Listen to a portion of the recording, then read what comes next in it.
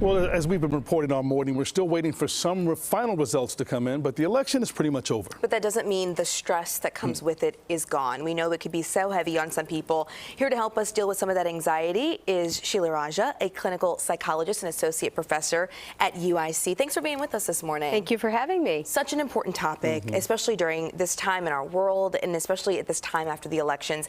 And we're not imagining this, right? Election stress is a thing. It is absolutely a thing. The American Psychological Association actually does these surveys of stress in America, and they found that 75% of people talk about some kind of political stress. They feel like, you know, the government doesn't care about them. So, and, you know, doctors, psychologists are talking about anxiety, depression, even things like chronic headaches, gastrointestinal problems, like stress-related, you know, health effects. Yeah, the body indicators that are telling us we're stressed, and we may not even realize how stressed we really are, right? Exactly. And it's hard to escape it with all the ads that we've been showing for months and weeks now. Every time you pick up your mail, listen to the radio, it's everywhere.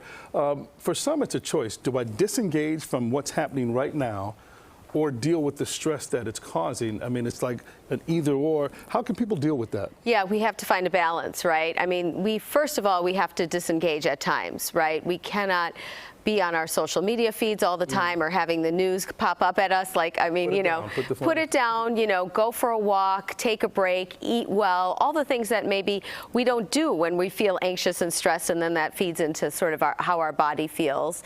Mindfulness, you know, take a minute, just take a breath, feel the water when you're washing the dishes, just little things that we could kind of give ourselves some relief. And also, you know, when we feel hopeless, can we get involved in our communities, even in small ways, you know, go volunteer. So much psychological research about how community service is good for our health. It puts you in a grateful mindset once you do that. Exactly. Right? With Thanksgiving coming up, why not start early? And so much is beyond our control, especially in an election cycle. Yeah. I mean, we can make our vote, but that doesn't mean we can control the outcome. And so I love that, like saying, what can I do today?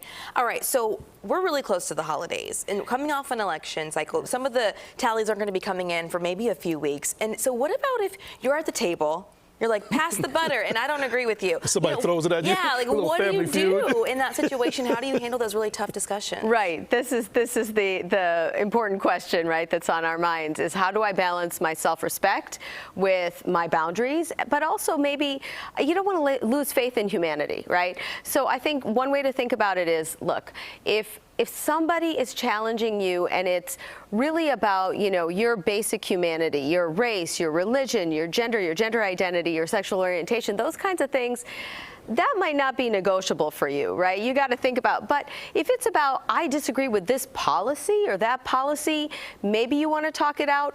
Or there are different kinds of social support in the world. It might be okay to say, we're going to table this policy talk and go to the movies or play a board game. That's okay too. Safe territory. Set some boundaries before everyone sits down and say. And be kind, right? That always helps. Tells us every day, right? Sheela Raja, clinical psychologist and associate professor at UIC. Thanks for sharing really important things with us this morning. We appreciate you touching on that and being here. Thank you. One breath at a time. Right. That's a Duly good one. noted. Yeah.